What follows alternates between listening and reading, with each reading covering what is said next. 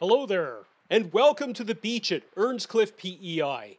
I'm here on this windy, cloudy morning to give you a unique visual experience. I'm shooting this as a 360-degree virtual reality video to give you a real sense of these amazing fossil tree trunks scattered around my feet on the beach and extending in front and behind me as well.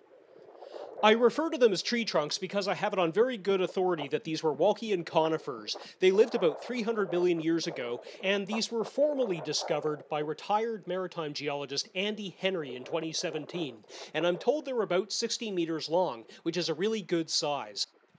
Which is not surprising because back in the Paleozoic era when these plants were alive, plants that would one day evolve into today's horsetails and club moss grew to enormous sizes in the oxygen-rich environment.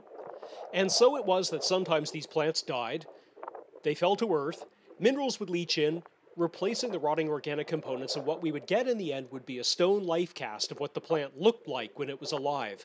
And so it is with these.